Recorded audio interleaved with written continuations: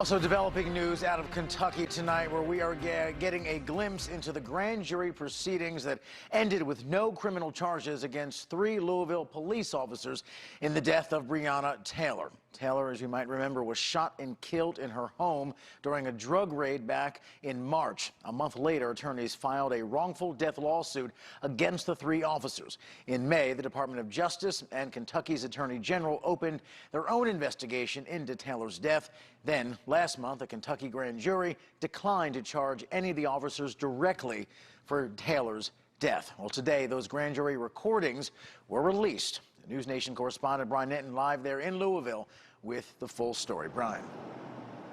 Rob, 15 hours of tapes released today, a lot of new interviews and information. All of the police officers involved telling the grand jury that they did knock and make themselves known before going inside Breonna Taylor's apartment, but her boyfriend had a different story. Secret grand jury recordings are now public in the Breonna Taylor case. Louisville police describing in detail the night Taylor was killed, and Taylor's boyfriend, Kenneth Walker, in his own words, detailing what he says happened on March 13th after hearing commotion at the apartment's front door. First thing she said, "Who is it?" No response.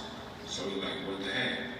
We both get up, start putting her clothes, the other knock at the door. She's like, who is it? Loud at the top of her lungs. No response. So I'm like, what the heck? So then I grabbed my gun, which is legal, and I'm licensed to carry everything. I've never even fired my gun outside the range.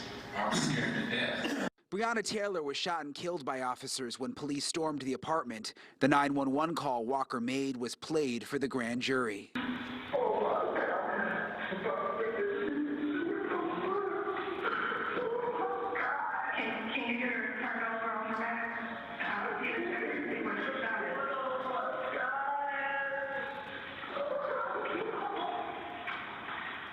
Walker has said police did not identify themselves before busting inside the apartment with a search warrant, but police told the grand jury they did announce themselves for more than 2 minutes.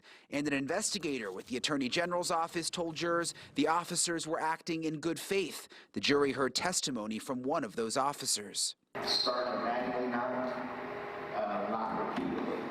And you announced police. People were, other detectives were saying police.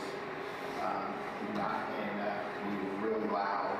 The grand jury ultimately decided not to charge the officers with the death of Breonna Taylor. Former federal prosecutor Dwayne Deskins reviewed some of the grand jury recordings for us and says the jurors appeared engaged throughout much of the testimony. They knew that there was responsibility. The grand jurors appreciated the level of responsibility that was on them. And I think they took it seriously because they asked good questions. These recordings have now been released. Where do things go from here? There is an ongoing federal case investigation going on. And this disclosure may or may not compromise that investigation, which would be serious. Breonna Taylor's family's attorney, Benjamin Crump, said today that he was still going over the 15 hours of recordings, but he has not been happy with the Kentucky Attorney General because he did not present the grand jury with murder charges. In Louisville, Brian News Nation.